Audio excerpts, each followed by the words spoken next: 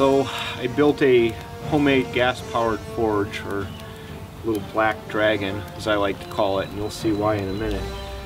And I got a challenge to forge this lawnmower blade into a usable parang, and so I'm going to try that. Now, any real blacksmith watching is going to cringe. So, I mean, I have no training. I've made a couple spoons and that's it. Now, this is the first real firing of this, so you get to see that. And what I plan to do is fire this up, heat up this blade, and I'm going to get it good and hot, and then I'm going to try to anneal it so that I don't wear myself out beating myself to death on it. And so after it gets to the right temperature, I'm going to stuff this piece of cow wool in there and let this kind of cool on its own for about 4 hours. So without further ado,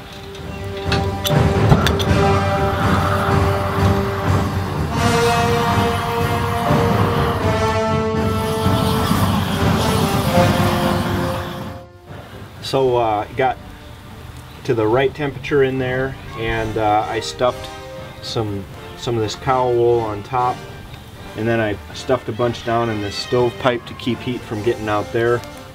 And I'm just going to let this sit for 3-4 hours and anneal so that I don't beat myself to death trying to shape this thing, and we'll show you the next step.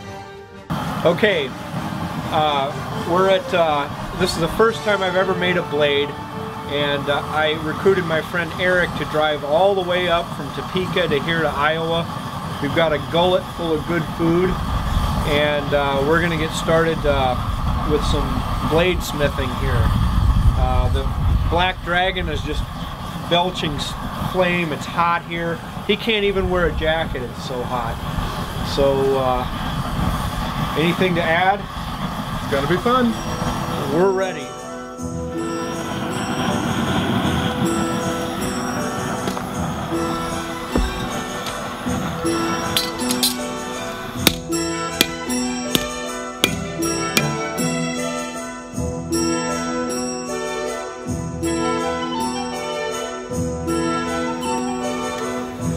Ooh, good color. Yeah. That's just gonna disappear.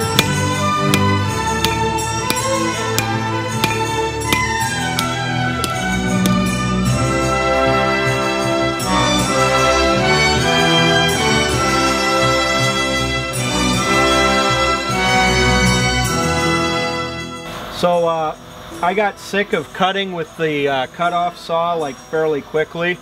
So what I've done is I've made a groove all along here that we can see, and we're going to heat this up red hot and use a cold chisel to kind of advance along this and hopefully be able to break this off without having to saw the whole thing. But that may fail, but I'm going to give it a shot.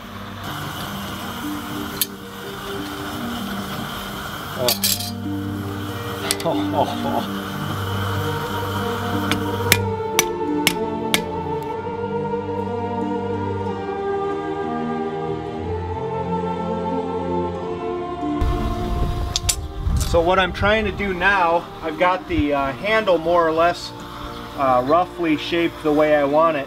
Took some doing, but got it there. What I'm trying to do now is hammer my bevel in so that I don't have to do much grinding, if any at all.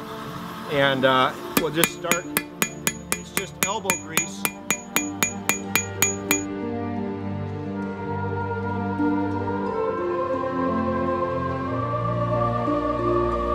Okay, so I've finished the all of the hammering that I'm going to do on this. It's pretty flat, and you know, it's got basically the shape that I was going for. Actually, I'm going to hit it one time, just like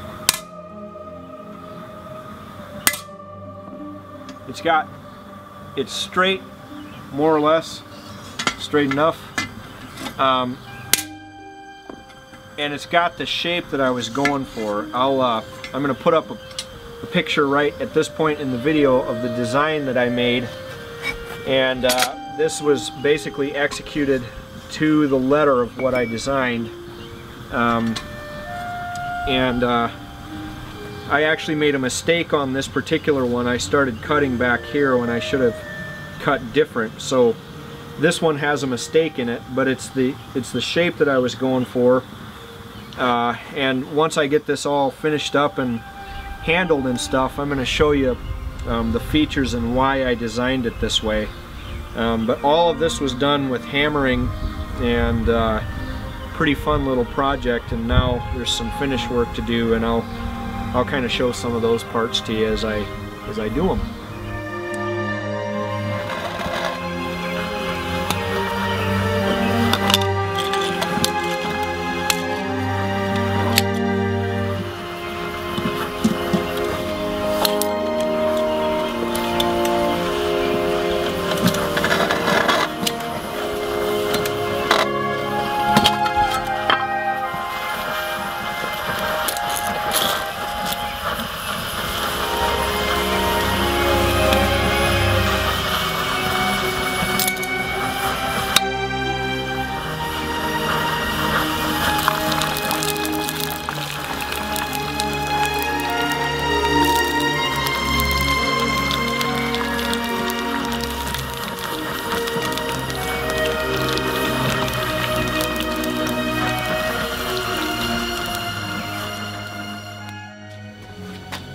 So I have my handle more or less ground and shaped the way I want it. I'll have to do a little bit more work on it, but it's good enough to secure to the tang of the knife here.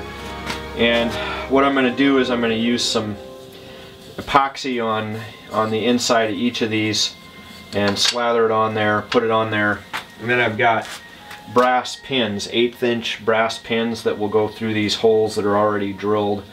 And we'll let that set up, and then the other thing I did with these holes is countersink them so that I can pound these brass pins flat to kind of make a rivet head. So the handle will be secured with both epoxy and with brass rivets. So I'm all finished, got this all made up and sharpened, and it's very, very sharp and good to go. I'll show you some of the features that I put into it and explain why I did it.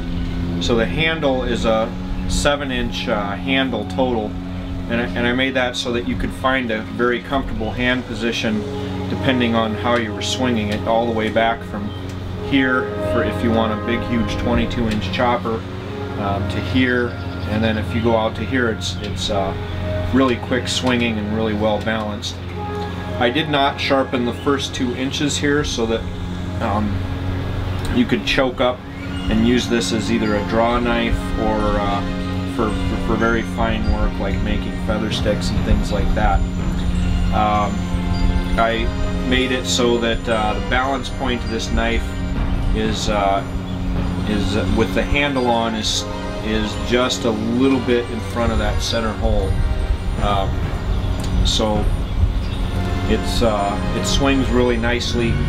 I think I got the heat treat right, and I took this to some walnut and no ill effects, so hopefully it'll work.